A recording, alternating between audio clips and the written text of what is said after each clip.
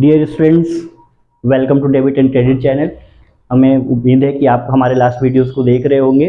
अब हम आगे चलते हैं। हमने लास्ट क्लास में आपको सिखाया था accounting process, accounting cycle and उससे कोरिलेट किया था आपको सब्सिडरी बुक को। आज हम सीखेंगे कि अकाउंटिंग के टाइप कितने होते हैं, कितने टाइप से अकाउंटिंग को फॉलो किया जाता है। ठीक है, तो आज का हमारा टॉपिक रहेगा टाइप्स ऑफ अकाउंटिंग। ठीक है, तो जनरली आप जो बुक पढ़ रहे हो, क्लास अगर 11th का अगर कोई बच्चा है, अगर वो जो बुक पढ़ रहा है उसे बोलते हैं हम फाइनेंशियल अकाउंटिंग।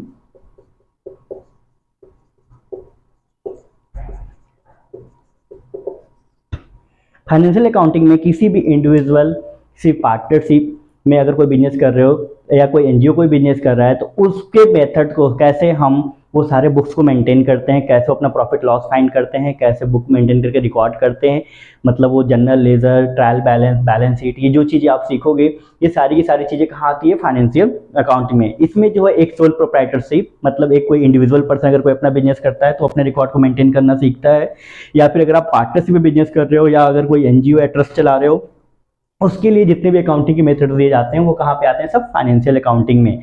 सेकंड पे हमारा आता है कॉर्पोरेट अकाउंटिंग।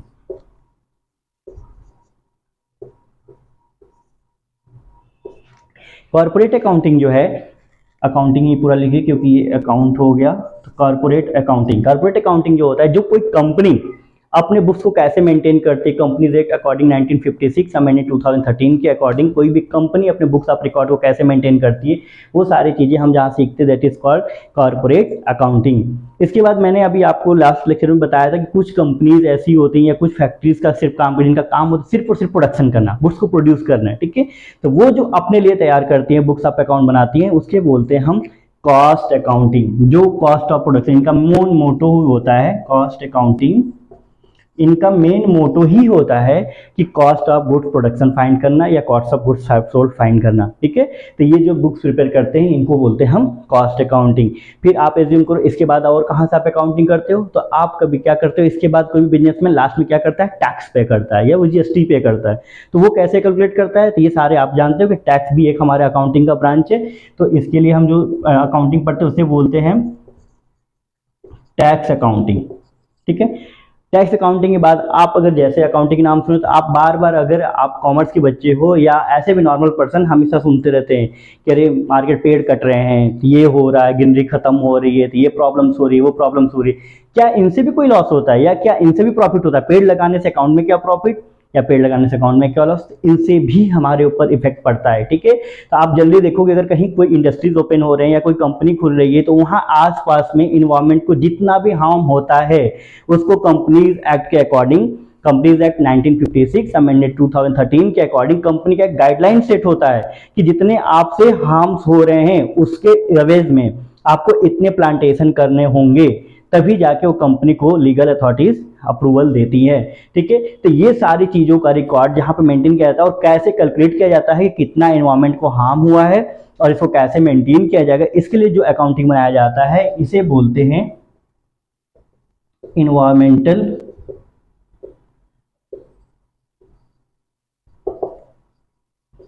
अकाउंटिंग, या फिर आप इसे ये भी बोल सकते हो सोशल रिस्पॉन्सिबिलिटी अकाउंटिंग।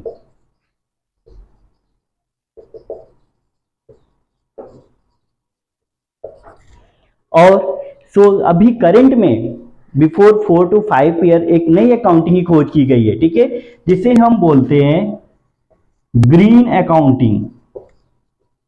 अब आप बोलोगे कि सर सोशल रिस्पॉन्सिबिलिटी या एनवायरमेंटल और ग्रीन अकाउंटिंग बिल्कुल सेम दिख रहा है। जी सेम तो है, लेकिन दोनों के मॉडल अलग। इन्वायरमेंटल अकाउंट बताता है कि हम कैसे कैलकुलेट करें कि इन्वायरमेंटल में हमारे क्या लॉसेस हो रहे हैं और उसको कैसे कवर करें। ग्रीन अकाउंटिंग हमें बताता है कि हमारे इन्वायरमेंट में या हमारे इस सस्टेनेबल डेवलपमेंट में क्या मेन इंपॉर्टेंट रोल है, इसे क्यों कैलकुलेट करें, क्यों इसे अवॉइड नहीं किया जा सकता है, ये सारी चीजों का जो इन्फॉर्मेशन कैलकुलेट किया जाता है वो हमें ग्रीन अकाउंटिंग में मिलता है। इसके बाद आप लास्ट एक और अकाउंटिंग देखोगे जिसे हम बोलते हैं इन्फ्लेशन अकाउंटिंग। अब आप बोलोगे कि अरे सर ये तो इन्फ्लेशन अकाउंटिंग तो हमने नाम ही नहीं सुना, मार्केट में बार बार सुनते हैं कि करेंसी बढ़ गई घट गई, तो वहां पे हमने इन्फ्लेशन के बारे में सुना कि मनी इन्फ्लेशन चल रहा है, मनी डिफ्लेशन चल रहा है। तो आप बात करते हो कि सर पहले सामान था 5 रुपए का, अब हो गया 6 रुपए का, तो ये 1 रुपए बढ़ गए। तो देखिए आपको एक सिंपल सा एग्जाम्पल देते हैं, अगर आप बैंक में पैसा इन्वेस्ट करते हो तो आपको आरडी पे कितना पैसा मिलता है? चलिए 4%, 3.5%, बहुत ज्यादा मिलेगा तो 5%। अगर आप एफडी करते हो 5 ईयर या 6 ईयर के लिए एफडी करते हो तो कितना मिलेगा? करंट रेट है 7%। कोई अगर बहुत बड़ी कंपनी बहुत ज्यादा चाहती है कस्टमर हमारे तरफ भी सारे अट्रैक्ट हो, 8%। इससे ज्यादा कोई भी आपको रिटर्न नहीं देता है। लेकिन अगर बहुत ज्यादा करोगे, अगर आप 10 साल के लिए इन्वेस्ट करते हो डबल हो जाएगा। लेकिन आप मार्केट में देखो कोई सामान पहले 10 रुपए का मिलता था और वो जो है 1 साल बाद ही 15 रुपए का मिलने लगा, तो क्या यहाँ तो 5 रुपए बढ़ गए, मतलब 50%। अब आपके इनकम में कितना ग्रोथ हुआ? तो आपने बताया 4 to 5%। मतलब अगर आप कहीं पैसा इन्वेस्ट करते हो, आरडी या एफडी करते हो, तो मैक्सिमम 4% या 5%। अब मान लीजिए एक एग्जांपल से देखते हैं, ठीक है। मान लो कि अगर आप आरडी करते हो, आरडी मीन्स रिकरिंग डिपॉजिट, अगर आप आरडी करते हो तो मैक्सिमम जो है 4 to 5% का आपको इंटरेस्ट गेन होता है। अगर मान लीजिए कि आपने 100 रुपीज इन्वेस्ट किए तो आफ्टर 1 ईयर आपको कितने मिलेंगे? 105।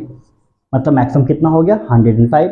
और जैसा मैंने आपको बताया कि अगर आप सामान 10 रुपए का ले रहे हो, 1 साल बाद उसकी वैल्यू बढ़ के 15 होगी, चलो हम 15 नहीं 14 ही ले लेते हैं, ठीक है। तो कितना इंक्रीमेंट हुआ? 40%। तो अगर ये सामान अगर 100 रुपीज का हमने परचेज किया तो इसकी इंक्रीमेंट होगी कितनी होगी? 140। अब जो सामान हमें 105 रुपए का मिलता था वो अब कितने का मिलेगा हमें? 140 का।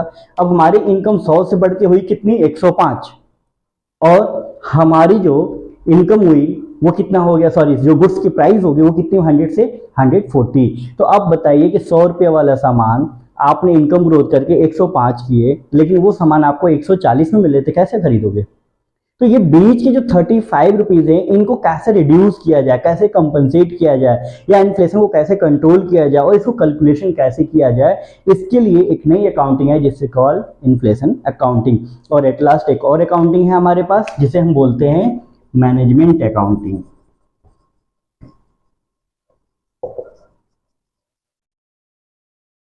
आप जल्दी अब जैसे कॉमर्स के स्ट्रीम में आते हो तो बहुत लोग बोलते हैं हमारा ड्रीम है हम एमबीए करेंगे। क्यों करेंगे भाई एमबीए? हम मैनेजमेंट सीखेंगे। मैनेजमेंट में कैसे? तो देखिए मैनेजमेंट क्या होता है कि ये सारी बुक्स जितनी हम लोगों ने बनाई, financial, corporate, cost, tax accounting, environmental accounting, green accounting, इन सारे अकाउंटिंग से जो भी necessary accounting books of account होते हैं उनकी हेल्प से मैनेजर जो है ये डिसाइड करता है कि हमारी शॉर्ट टर्म पॉलिसी क्या होगी, लॉन्ग टर्म पॉलिसी क्या होगी, या अगर हमें कंपनी को शॉर्ट टर्म में फंड की रिक्वायरमेंट है तो शॉर्ट टर्म फंड की रिक्वायरमेंट कैसे फुलफिल करेगी? बैंक से लोन लेगी, शेयर इशू करेगी, या डिवेंचर से लेगी, या पब्लिक डिपॉजिट लेगी।